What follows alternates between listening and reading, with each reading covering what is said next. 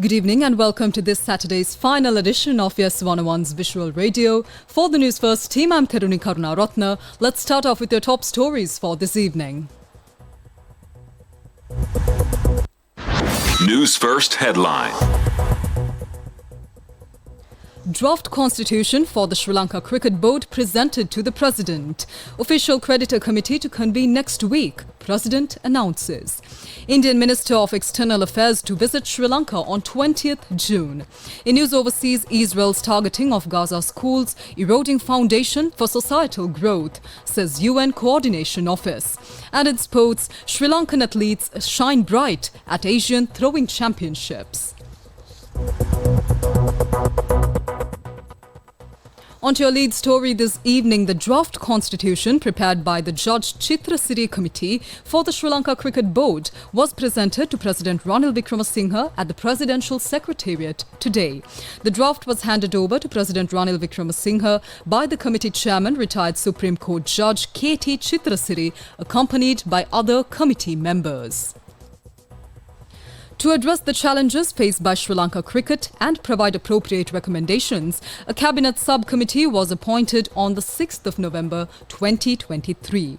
Chaired by Minister of Foreign Affairs and President's Counsel Ali Sabri, the subcommittee included Minister of Power and Energy Kanchana Wijesekara, Minister of Labour and Foreign Employment Manu Shanane Akara, and Minister of Public Security Tiran Alas.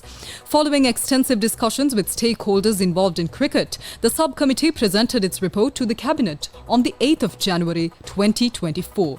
The recommendations covered several key areas, including the composition and structure of the Sri Lanka Cricket Board, administration, training, and the overall well-being of players at various levels, such as the national men's and women's teams and the under-19 and under-17 age groups.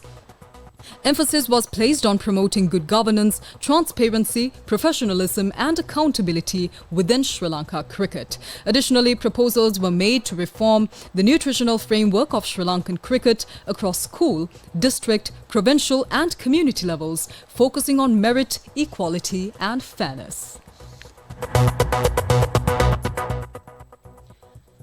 Meanwhile, President Ranil Wickremesinghe says the committee of countries that have officially loaned money to Sri Lanka will meet next week. The president said that they expect to exit bankruptcy following that meeting. The head of state highlighted that achieving this status in less than 2 years is a significant accomplishment. He made these statements during the ceremony of handing over the first phase of the newly constructed 3-story building at the Buddhist Girls National College in Kirimatiana, Chilau to the students. Following the inspection of the classrooms, the president also engaged in a conversation with the students. President Ranil Wickremesinghe highlighted that the government's responsibility is to develop the country, emphasizing that it is not time for a mere slogan chanting.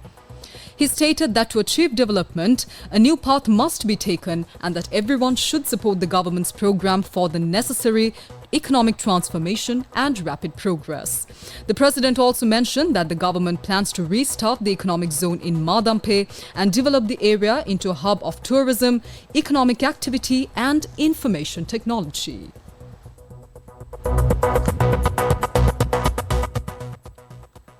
Still in local news, Indian Minister of External Affairs Dr. S. Jaishankar is scheduled to arrive in Sri Lanka on the 20th of June on a single-day official visit.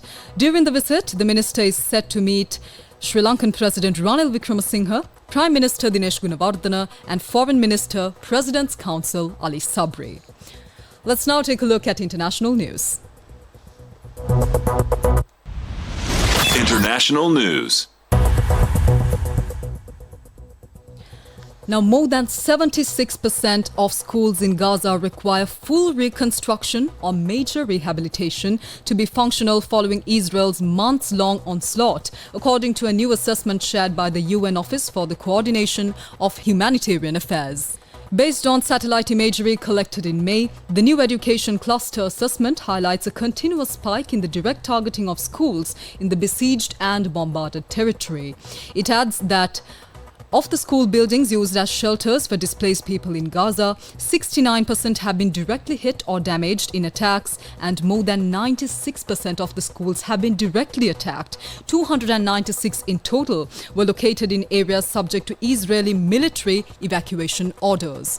Let's now take a look at your sports news. Sports News. While Sri Lankan cricket fans remain immensely disappointed about the team's T20 World Cup performance, Sri Lankan athletes ignited a spark of hope today with a stellar performance at the Asian Throwing Championships. Rumesh Tharanga won a gold medal at the Asian Throwing Championships. Fellow athletes Sumedha Ranasinghe and Dilhani Lekhamge also clinched a bronze medal each. The second Asian Throwing Championships are being hosted by South Korea this year.